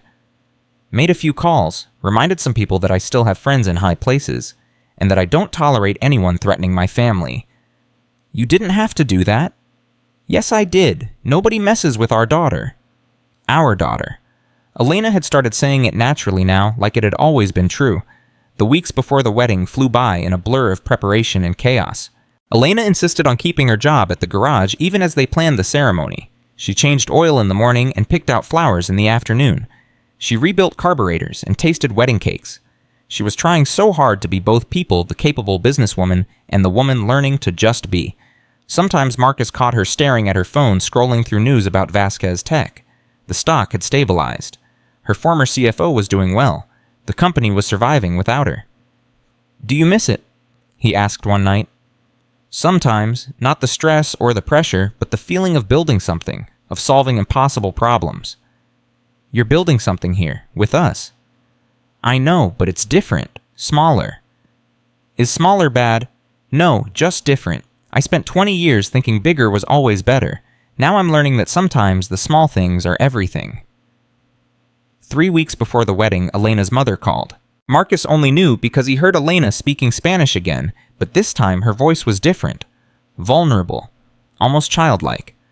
When she came downstairs an hour later, her eyes were red. "My mother," she said. "She's in Barcelona. She wants to come to the wedding." "That's good, right?" "I haven't seen her in 12 years. We fought when I started the company. She said I was choosing money over family. She was right. So let her come. Let her see what you chose this time. What if she doesn't approve? What if she thinks I'm crazy for giving up everything? Then she's wrong, but I don't think she will. I think she'll see that her daughter finally figured out what matters." Elena's mother, Carmen, arrived 5 days before the wedding. She was small, fierce, with Elena's eyes, and the kind of presence that filled a room. She took one look at the garage at Marcus's tiny apartment, at Lily doing homework at the kitchen table, and burst into tears. "Mija," she said, pulling Elena into her arms, "you finally came home." "This isn't home, Mama. This is Portland." "Home isn't a place. It's where your heart is. And your heart is finally where it belongs." Carmen stayed in Elena's studio apartment. She cooked Spanish food that made the whole building smell like heaven. She braided Lily's hair and taught her Spanish words. She told Marcus embarrassing stories about Elena as a child. "She was always so serious," Carmen said. "Always working, always studying. I told her Elena life is more than achievements." But she wouldn't listen, not until now. "What changed?" Marcus asked. Carmen looked at him like he was simple. "You changed. You and this beautiful girl. You showed her what she was missing." The night before the wedding, Marcus couldn't sleep. He lay in bed, staring at the ceiling, wondering if he was making a huge mistake. Elena had given up so much. What if she woke up in 5 years and realized she'd made the wrong choice? What if she resented him for the life she'd left behind? Someone knocked on his door. Elena stood there in pajamas, her hair a mess. "Can't sleep either." "Nope." "Mind if I come in?" They sat on his bed in the dark, shoulders touching. "I keep thinking about Sarah," Marcus admitted. "About what she'd think of all this, about whether I'm betraying her memory by moving on." "You're not. You're honoring it. She loved you enough to want you to be happy. That's what real love is." "What if I mess this up? What if I'm not enough for you?" "Marcus, look at me." Elena turned to face him. "You're the first person in my entire adult life who wanted me, not what I could do for them. Not my money, not my connections, not my brain, just me. That's everything. I'm scared." "Me too, but I'd rather be scared with you than safe without you." "When did you get so wise?" "I learned from a mechanic in Portland. He taught me that the best things in life can't be bought or built. They can only be found." Marcus kissed her, soft and gentle and full of promise. "Tomorrow," he whispered. "Tomorrow," she agreed. The wedding day arrived cold and clear. December in Portland meant rain usually, but they got lucky. Blue skies and winter sun streaming through the garage windows. They'd transformed the space, moved all the motorcycles to one side and arranged them like an honor guard, hung white lights from the ceiling, put up flowers, real ones, not motorcycle-shaped though Lily had tried, set up chairs borrowed from the church down the street. Lily wore a purple dress and a crown of flowers. She took her flower girl duties very seriously, practicing her walk down the makeshift aisle 50 times. Elena wore a simple white dress she'd bought at a boutique on Hawthorne. Nothing designer, nothing expensive. Just a dress that made her look beautiful and happy and real. Marcus wore his one good suit, the one he'd worn to Sarah's funeral 3 years ago. He'd had it cleaned and it still fit. Carmen helped Elena get ready in the studio apartment. "You're sure about this, mija?" she asked, pinning Elena's hair. "More sure than I've been about anything in my life. He's a good man, I can see it, but his life is small, simple. You'll have to adjust." "I've been adjusting for months, Mama. This is who I want to be now. And if you miss your old life, then I'll miss it and move on, but I won't regret this. I can't regret choosing love over loneliness." Carmen kissed her daughter's forehead. "Your father would be proud. He always said you needed someone who saw your heart, not your bank account." "I wish he was here." "He is, in here." Carmen touched Elena's chest. "Always." Downstairs, Marcus was panicking. "I can't do this," he told Mr. Patterson. "What am I doing? She's Elena Vasquez. I'm nobody." "Son, stop. You're the man she chose. That makes you somebody." "But, no buts. She walked away from everything for you. The least you can do is show up and say, 'I do.'" The guests started arriving. The whole block came. Mrs. Chen and her family, the regular customers, Lily's teacher, the nice one who wasn't Mrs. Davidson, the mailman, the guy from the coffee shop, people Marcus had known for years, and some he barely knew. They filled the garage with warmth and noise and love. At 3 o'clock, the music started, someone's iPhone playing a simple piano melody through a Bluetooth speaker. Lily walked down the aisle first, tossing rose petals with great seriousness. She took her place at the front and gave Marcus a thumbs up. Then Elena appeared. Marcus forgot how to breathe. She walked toward him alone, no one to give her away because she was giving herself and she was smiling through tears. When she reached him, she took his hands and squeezed tight. "Hi," she whispered. "Hi yourself, Mr. Patterson cleared his throat. "Dearly beloved, we are gathered here today in this garage." That got a laugh. "To witness the union of Marcus Walsh and Elena Vasquez. They've asked to speak their own vows." Marcus pulled out a crumpled piece of paper. His hands shook. "Elena, I'm not good with words. I'm better with engines and wrenches and things I can fix with my hands. But you don't need fixing. You're perfect exactly as you are. You're brave and brilliant, and you make my daughter laugh, and you reorganized my parts inventory." More laughter. "You walked into my garage on a rainy day and you never really left. You became part of us so fast and so completely that I can't remember what life was like before you. I promise to love you every day, to be worthy of the choice you made, to build a life with you that's worth more than all the money in the world. I promise to be your partner, your friend, your home. I promise that wherever you are, I am forever." He folded the paper. Elena was crying. "Your turn," Mr. Patterson said gently. Elena didn't have notes. She just looked at Marcus and spoke from her heart. "Marcus, I spent 40 years building a life that looked successful from the outside and felt empty on the inside. I had everything and nothing. And then I met you and Lily, and suddenly I understood what I'd been missing. You taught me that success isn't measured in dollars or stock prices. It's measured in moments, in laughter around a dinner table, in grease under your fingernails, in a little girl's smile, in feeling like you belong somewhere. You gave me a home when I didn't even know I was homeless. You gave me a family when I'd given up on having one. You gave me a life worth living. I promise to choose you every single day, to never take this for granted, to be the mother Lily deserves and the partner you need. I promise to change oil and fix bikes and make terrible pancakes and love you both with everything I have. You saved me. Now let me spend the rest of my life proving it." There wasn't a dry eye in the garage.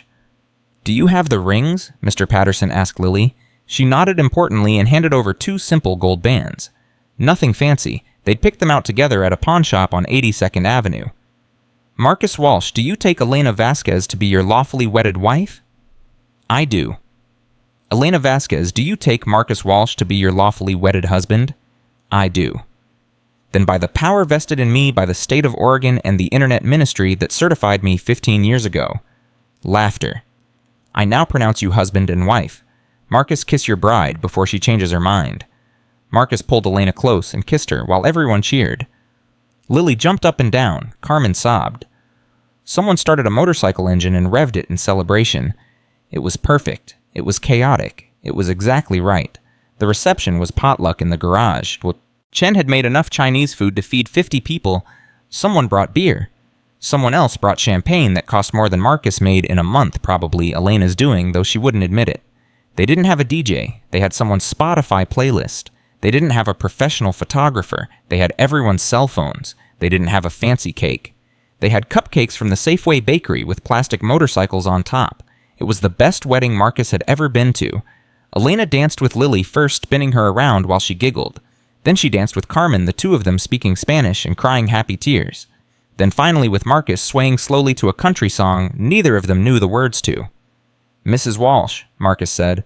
"I'm keeping Vasquez, actually. Too much paperwork to change it now." "Mrs. Vasquez Walsh. How about just Elena? How about just mine?" "That works too." They danced until Lily fell asleep on a chair. They danced until the neighbors went home.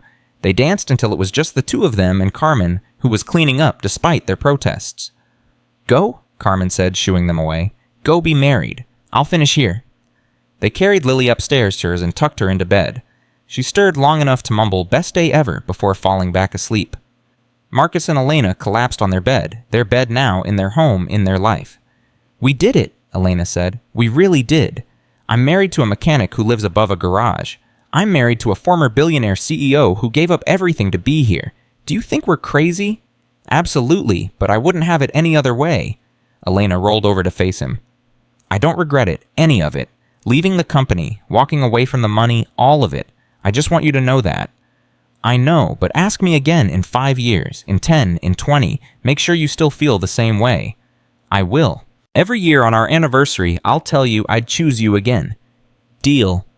"Deal."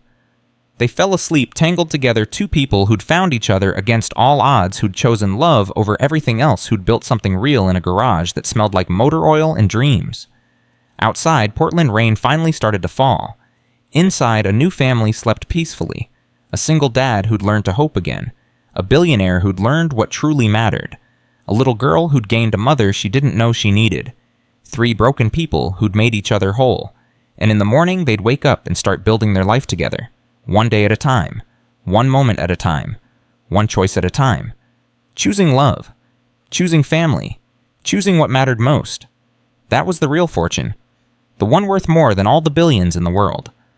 The honeymoon phase lasted exactly 3 weeks. Not because the love faded, but because reality had a way of crashing through even the strongest doors. And reality came knocking on a gray January morning in the form of a process server standing in the garage with a manila envelope. Elena Vasquez. Elena looked up from the Suzuki she was working on. "That's me?" "You've been served." Marcus watched her face go pale as she read the documents. "What is it? We're class action lawsuit. Shareholders are suing me for $47 billion. They're claiming my resignation constituted fraud and market manipulation." She laughed, but there was no humor in it. $47 billion. I don't even have that much anymore. Can they do that? They can try. Doesn't mean they'll win. But her hands were shaking. That night, Elena barely touched dinner. Lily noticed first. "Are you sick?" she asked. "No, baby. Just worried about grown-up stuff." "What kind of stuff?" Marcus stepped in. "Remember how Elena used to run a big company? Well, some people from that company are upset she left. They're trying to make problems." "That's dumb. She left because she wanted to be with us. That's a good reason." "I agree, but sometimes grown-ups don't see it that way." After Lily went to bed, Elena sat at the kitchen table staring at the lawsuit papers spread in front of her. "I need to hire lawyers. Good ones. This could drag on for years." "How much will that cost?" "Millions, maybe tens of millions before it's done." Marcus felt his chest tighten. "Do you have that? After everything you gave away?" "I have about $6 billion left. Turns out it's harder to give away money than you'd think. My financial advisors kept stopping me." She looked at him. "I know we agreed to live on what the garage makes. But this is different. This is legal defense. Use whatever you need. I'm not going to let them destroy you because of pride." "It's not just pride. It's principle. We said we were partners. We are partners, which means when one of us has a problem, we both have a problem. This is our problem now." Elena's eyes filled with tears. "I brought this into your life, into Lily's life. What if they come after the garage? What if they try to take everything? Then we'll fight together. But fighting was easier said than done. The lawyers Elena hired were sharks, expensive, ruthless, and very clear about the stakes. They met in the garage on a Tuesday afternoon, 3 men in suits who looked deeply uncomfortable, surrounded by motorcycles and oil stains. Ms. Vasquez, the plaintiff's case is weak but not frivolous, the lead attorney said. His name was Robert Chen, no relation to David. They're arguing that you knew your resignation would tank the stock and you sold shares beforehand. I didn't sell anything. I haven't touched my shares in 2 years. We know. But they're claiming you had insider knowledge about the company's instability and you abandoned ship before it sank. The company's not sinking. David's doing fine. The stock is down 38% since you left. That's billions in market cap gone. Shareholders are angry. They want someone to blame. Marcus watched Elena's face go hard. The CEO was back. So fight it. That's what I'm paying you for. We will, but you need to understand this will be public, messy. The media will dig into everything. Your life here in Portland, your relationship with Mr. Walsh, your stepdaughter. Daughter, Elena corrected sharply. She's my daughter. The adoption went through last week. Congratulations, but that's exactly what I mean. They'll paint you as someone who had a mental breakdown, who abandoned her responsibilities for He glanced at Marcus. For a new relationship. They'll try to make you look unstable. Let them. I know who I am now. That's worth more than their opinions. After the lawyers left, Marcus found Elena sitting on the garage steps, her head in her hands. You okay? No, this is going to get ugly. They're going to drag you and Lily through the mud because of me. We can handle it. Can you? Can Lily? She's 8 years old, Marcus. What happens when kids at school start saying things when their parents talk? Then we deal with it, as a family. I should have stayed away. I should have known my past would catch up. Marcus sat beside her.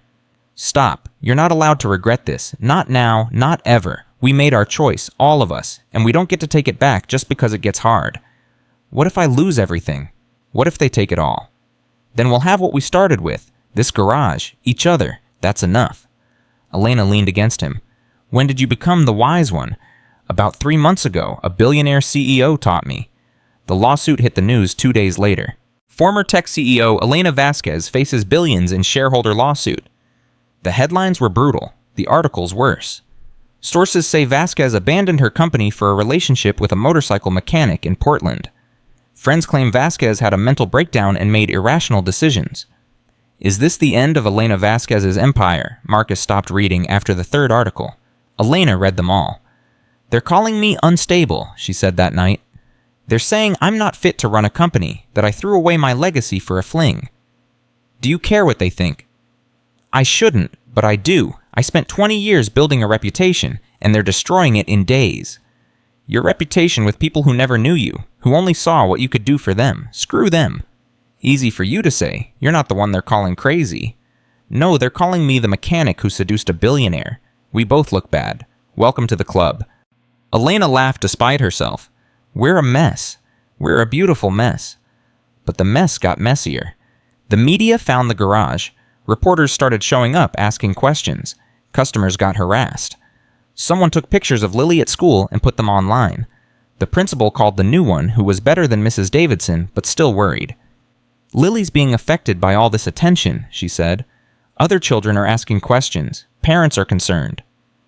Concerned about what? Marcus asked. About the publicity, about whether Lily's safe, about whether this environment is healthy for children. Marcus's temper flared.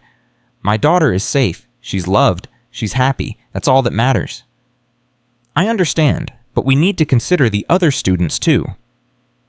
Are you asking me to pull her out of school?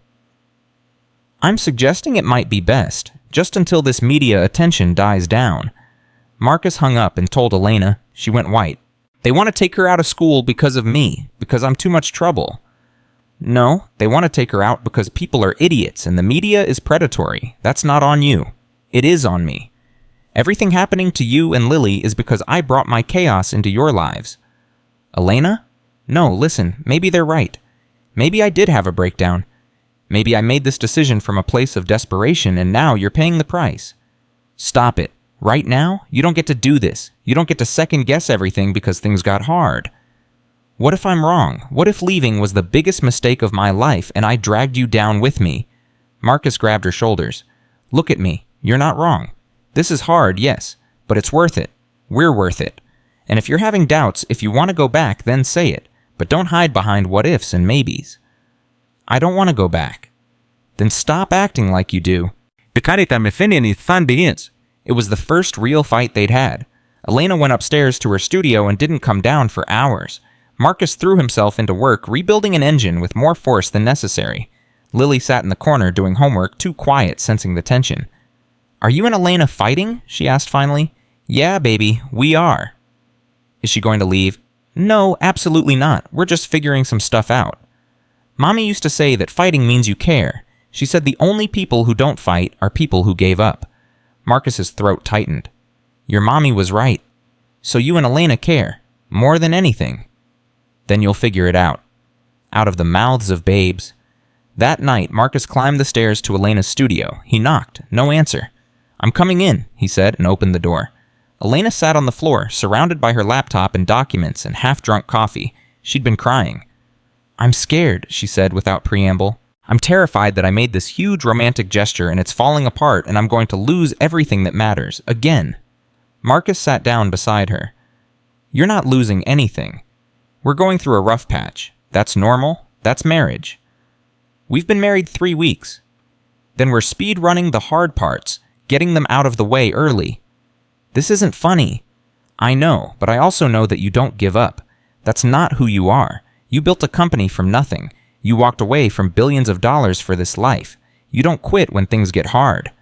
What if I'm not strong enough? You're the strongest person I know. You just forgot for a minute, but I'm here to remind you. Elena leaned against him. The lawyers want me to settle. Pay off the shareholders. Make it go away. How much money? 2 billion? Maybe 3? Marcus whistled. That's a lot of money. Half my remaining net worth, but it would end this. The media would move on. Lily could go back to school. We could have our life back. Is that what you want? I want you and Lily to stop suffering because of my choices. So yes, I'll pay. Whatever it takes. Okay? Then pay. But don't you dare think for 1 second that we're suffering. Challenged? Yes. Inconvenienced? Absolutely. But suffering never, because we have each other. And that's worth more than $3 billion. Elena kissed him. I don't deserve you. Too bad. You married me. You're stuck with me now. They went back downstairs together. Lily was still up pretending to read, but clearly waiting. We're okay, Elena told her. We had a fight, but we figured it out. Good, because I was worried. You don't have to worry about us, baby. We're solid. Promise. Promise. The next day, Elena authorized her lawyers to start settlement negotiations. The process would take months, but at least there was an end in sight. And slowly, gradually, the media attention started to fade. There were bigger stories, newer scandals. The world moved on. But something had shifted in Elena. She'd faced the worst of her past and decided to pay the price to protect her future. She'd chosen them, again. And this time it felt final, permanent, real. February came, rain and cold and gray Portland skies. But inside the garage there was warmth. Business was actually growing. Word had spread about Elena Vasquez, the motorcycle mechanic, and curious people came to see if it was true. Some stayed because she was good at her job. Some stayed because they liked the story. Either way, the garage was thriving. We need to hire help, Marcus said one evening, looking at the schedule. We're booked 3 weeks out. Really? Really, your celebrity status is good for business. Former celebrity status. I'm just a mechanic now. You're a mechanic who used to be worth $8 billion. That's still interesting. I'm worth $6 billion now, down 2 from the settlement. Oh no, however will we survive on a mere $6 billion? Elena threw a shop rag at him. He caught it and pulled her close. I'm proud of you, he said, for handling all of this, for choosing us even when it cost you everything. It didn't cost me everything, it cost me money. That's not the same thing. Still, you could have gone back, could have fought the lawsuit, could have reclaimed your empire. And missed out on this never, she gestured around the garage. This is my empire now, you, Lily. This business we're building together. This is what matters. They hired 2 mechanics the next week. Young guys just out of technical school who were thrilled to work for Elena Vasquez. She trained them patiently, teaching them everything Marcus had taught her. The garage expanded. They took over the space next door when it became available. Walsh and Vasquez Motorcycle Repair became the busiest shop on Morrison Street. "We're actually successful, son," Marcus marveled one night looking at the books. "Like, legitimately profitable." "Did you doubt?" "Honestly, a little. I've been scraping by for so long that success feels weird." "Get used to it. We're just getting started." March brought spring and Lily's 9th birthday. They threw a party at the garage, becoming a theme with pizza and cake and a dozen screaming children running between the motorcycles. "This is chaos," Marcus said, watching kids play tag around a Harley. "This is perfect," Elena corrected, helping Lily blow out candles. Lily made a wish and blew. "What did you wish for?" someone asked. "Can't tell or it won't come true, but it already kind of did." She looked at Marcus and Elena. "I wished for my family to stay together forever. And we will. Right?" "Right, Bum," they said together. That night after the party, after the cleanup, after Lily was asleep, Marcus and Elena sat on their couch. "You know what I realized today," Elena said. "What?" "I'm happy, like genuinely, completely happy. I didn't think that was possible for me. I thought I was broken in some fundamental way, but I'm not. I was just living the wrong life. And now I'm living the right one. Finally. No regrets. Not a single one. Marcus thought about it. About Sarah and the life they had had. About the 3 years of grief that had nearly destroyed him. About the rainy day Elena had walked into his garage and changed everything. No regrets, just gratitude. For what? For you, for second chances, for learning that it's okay to love again even when you thought that part of you died. Elena took his hand. "Sarah would have liked me. You said that once. Do you still think it's true?" "I know it's true. She would have loved you, because you make Lily happy, and you make me happy. That's all she ever wanted for us." "I wish I could have known her." "Me too. But in a weird way, I think she sent you. I think she knew we needed someone and she found you." "That's a nice thought." "It's the truth. I feel it." They sat in comfortable silence, two people who'd found each other against impossible odds, who'd built something real from broken pieces, who'd learned that love was worth any price. April came, and the settlement finally went through. Elena signed the papers without ceremony. $2.8 billion transferred to shareholders who'd never know her name. The lawsuit was dismissed. The headlines faded. Elena Vasquez became old news. "How does it feel?" Marcus asked. "Being worth half what you were 6 months ago. Honestly lighter, like I cut off dead weight."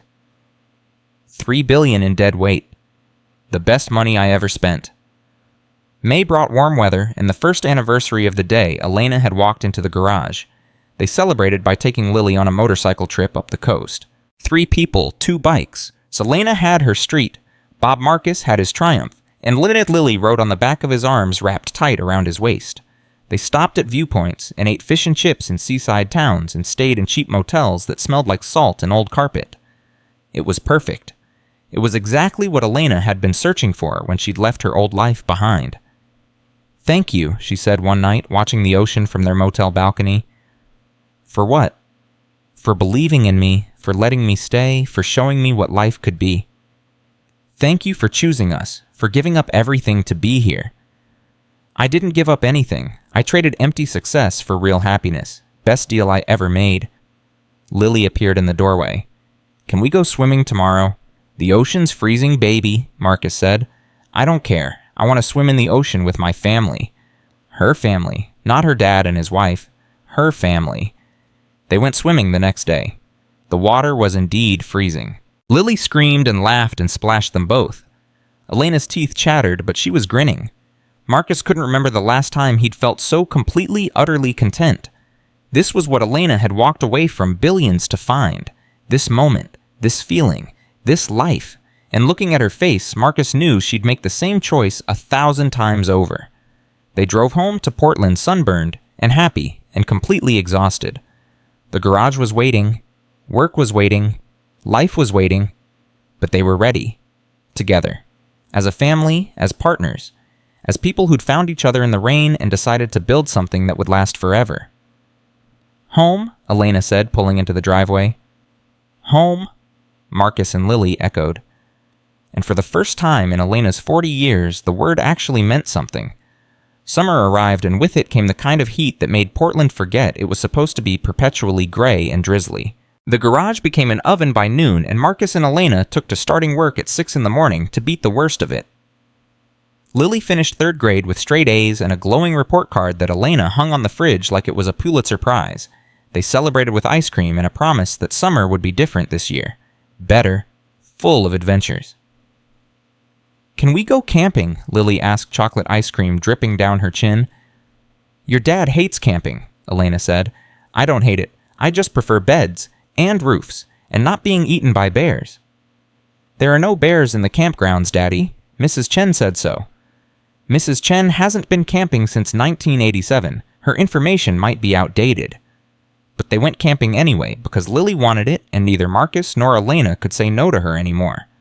They drove to Mount Hood and pitched a tent that took 3 hours to figure out because the instructions were in Swedish and none of them spoke Swedish. "This is ridiculous," Marcus muttered, holding 2 poles that clearly didn't fit together. "We're intelligent people. We should be able to figure out a tent." "I ran a $50 billion company and I'm defeated by canvas and aluminum," Elena agreed, laughing. "I can do it," Lily announced, and somehow she actually could. 10 minutes later, the tent was up and they were all staring at her in amazement. "How, Cos?" Marcus asked. "I watched a YouTube video while you were arguing." That became the tone for the whole trip.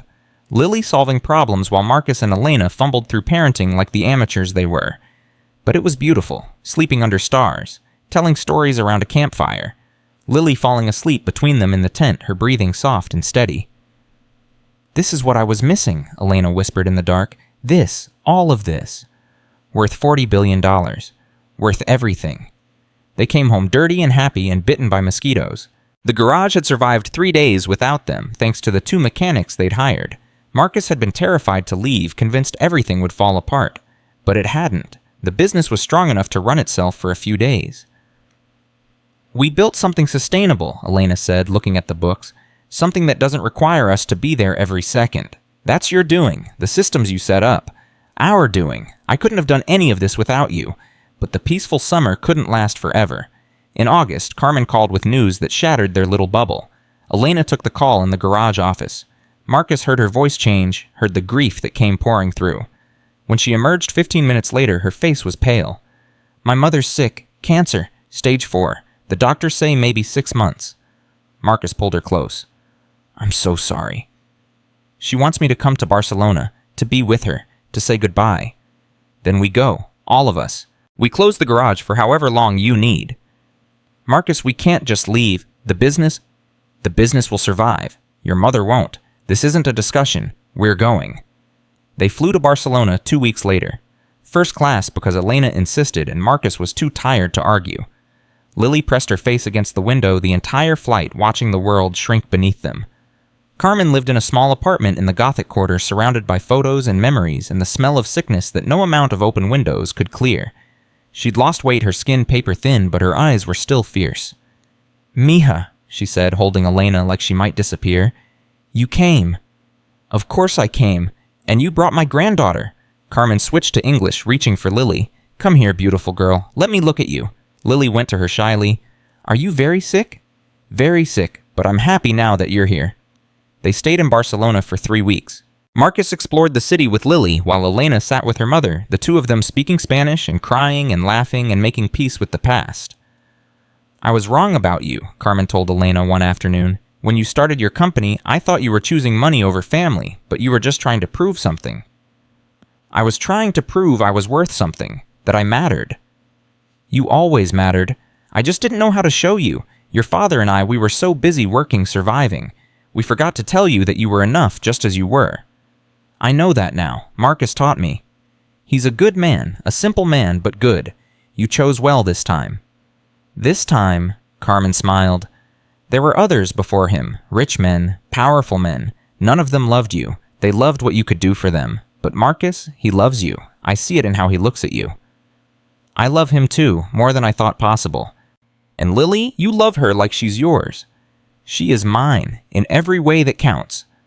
"Then you have everything. More than I ever gave you. I'm proud of you, Mija, for walking away from the lie and choosing the truth." Elena held her mother's hand.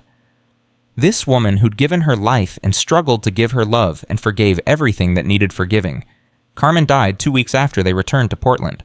peaceful in her sleep with a photo of Elena and Lily on her nightstand.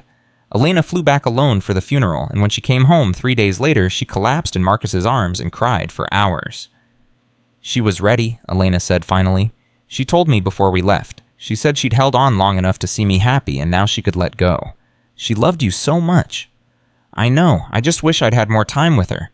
Wish she could have seen more of this life we built." "She saw enough. She knew you were happy. That's what she needed." So, September came and Lily started 4th grade. Elena volunteered to help with the school's STEM program, teaching kids about engineering and problem solving. She was a natural teacher patient and enthusiastic, and the kids loved her. "You should do this full time," Marcus said one evening. "Teach. You're amazing at it." "I like working in the garage." "You can do both. Teach a few classes a week. Make a difference." Elena thought about it. "Maybe, but not yet. Right now, I'm happy where I am." And she was happy. Genuinely, completely happy in a way she'd never been when running Vasquez Tech. She woke up excited for the day. She laughed more.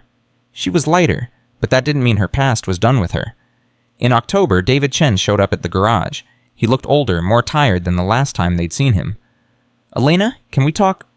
"I don't think there's anything left to say." "Please, 5 minutes." Marcus started to intervene, but Elena waved him off. They stepped outside into the October rain. "What do you want, David?" "The company's struggling. Really struggling. The board brought in a new CEO, but she's not you. She doesn't understand the culture, the vision. We're losing people, losing contracts. The stock is down 60% from where it was when you left." "That's not my problem." "But it could be. Come back. The board will vote you back in. They know they made a mistake forcing you out." Elena laughed. "Forcing me out, I left. I chose to leave. You left during a crisis. That's abandonment. No, that's self-preservation. And I'm not coming back. Not for you, not for the board, not for anyone. Elena, you built this company. Don't you care what happens to it?" "Of course I care. But I care more about the life I have here, the family I have here, the person I've become here. Vasquez Tech was my past. This is my present and my future." David looked past her into the garage where Marcus was working on a motorcycle. "You really chose this over everything you built." "I chose happiness over success, love over money, being over doing, and I'd make the same choice every single day for the rest of my life." "You're wasting your potential." "No, I'm finally using it for something that matters." David left, shaking his head. Elena watched him go and felt nothing. No regret, no second thoughts, just peace. That night she told Marcus about the conversation. "Part of me wondered if you'd be tempted," he admitted, "to go back, to reclaim your empire." "Not even for a second. That empire was built on sacrifice and loneliness and forgetting what it meant to be human. I don't want it. I never want it again." "What if in 10 years you change your mind? What if you wake up and realize you gave up too much?" Elena took his face in her hands. "Listen to me. In 10 years, I'll wake up next to you. I'll make breakfast for Lily, who'll probably be a teenager who doesn't want to talk to us. I'll go to work in our garage. I'll fix motorcycles and teach kids and live a small, beautiful life. And I'll be grateful every single day that I was brave enough to choose it. That's not giving up too much. That's gaining everything." Marcus kissed her. "I love you." "I love you too, always." November brought Thanksgiving and a garage full of people. Mr. Patterson and Mrs. Chen and all the neighbors who'd become family. The 2 mechanics they'd hired and their families. Lily's teacher and her husband. A dozen people crammed into their small apartment, eating turkey and laughing and telling stories. "This is what family looks like," Elena said to Marcus, watching Lily show one of the mechanic's kids how to draw a motorcycle. "Not blood, not obligation, just people who choose to love each other. You've come a long way from the woman who showed up in the rain 16 months ago." 16 months. That's all it's been. Feels like forever. Good forever or bad forever? The best forever. December came and brought their first wedding anniversary. They celebrated by closing the garage for a day and taking Lily to the coast to the same beach where they'd gone swimming in May.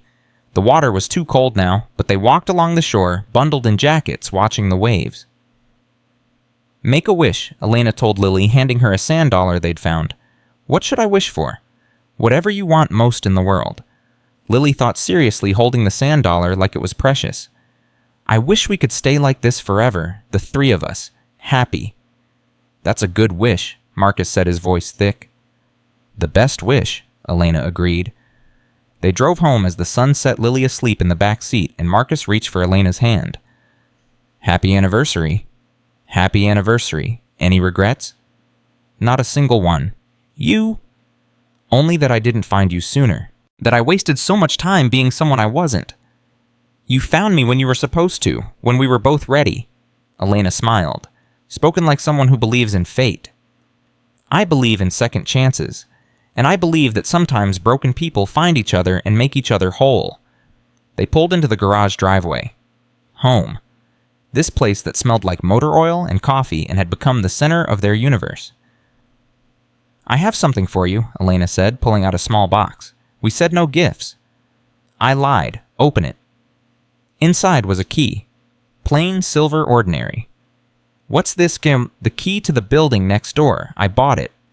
Well, technically I bought it 6 months ago, but the paperwork just went through. I thought we could expand. Make Walsh and Vasquez motorcycle repair into something bigger. Marcus stared at the key. You bought a building.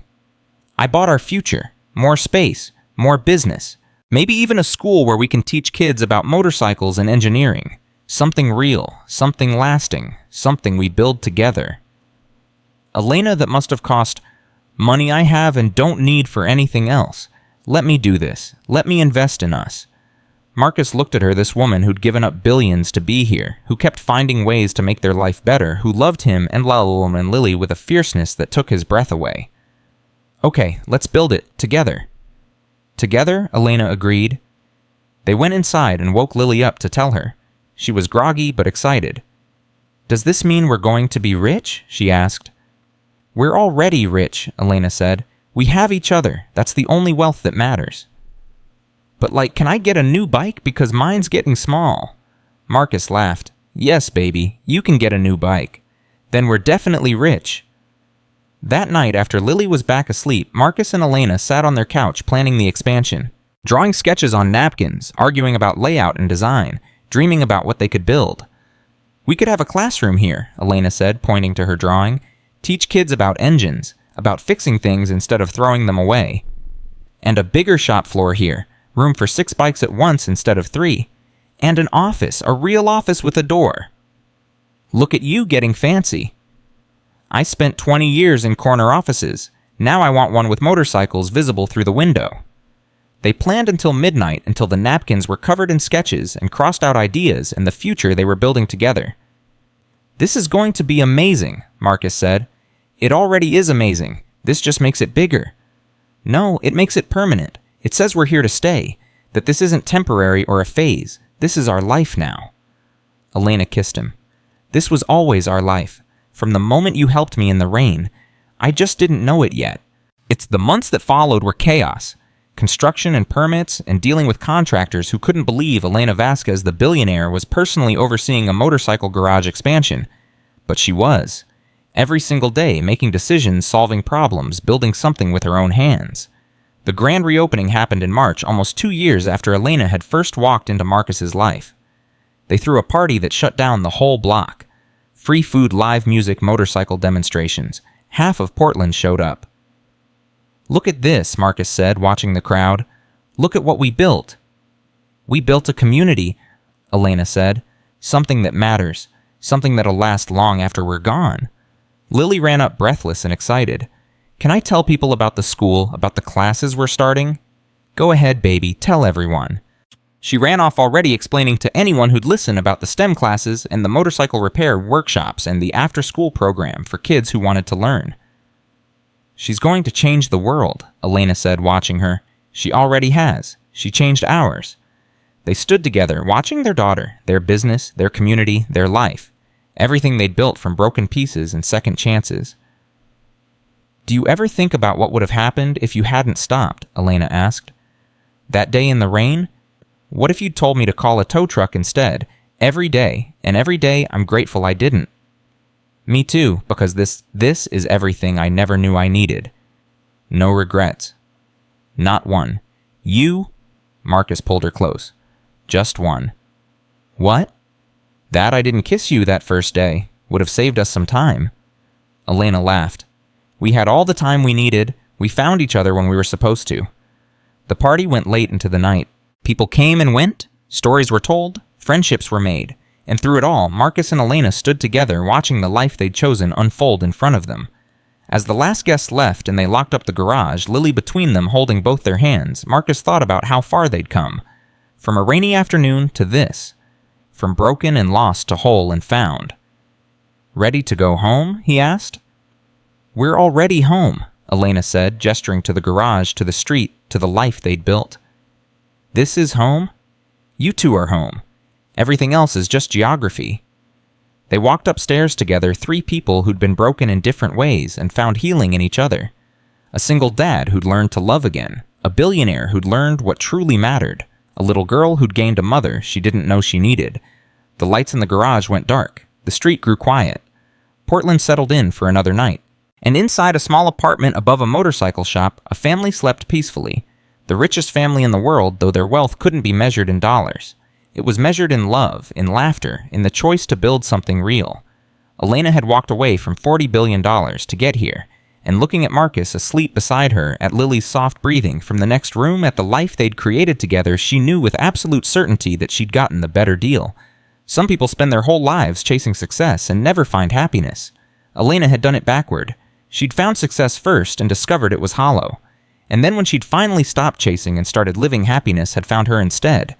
In a garage in Portland, in the arms of a mechanic who'd fixed more than her motorcycle, in the laughter of a daughter who'd taught her what love really meant. She'd been searching for love when she rode away from her empire. She'd found it in the last place she expected, in grease-stained hands, and a man who saw her really saw her not as a billionaire or a CEO, but as Elena. Just Elena, and that had made all the difference. The fairy tale was real after all. It just didn't look like she'd imagined. It looked like ordinary days and extraordinary love. It looked like choosing each other every single morning.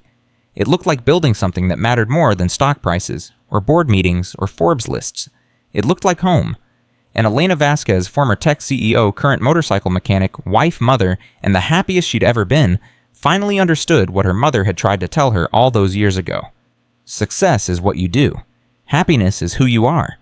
And she was finally, completely, beautifully herself.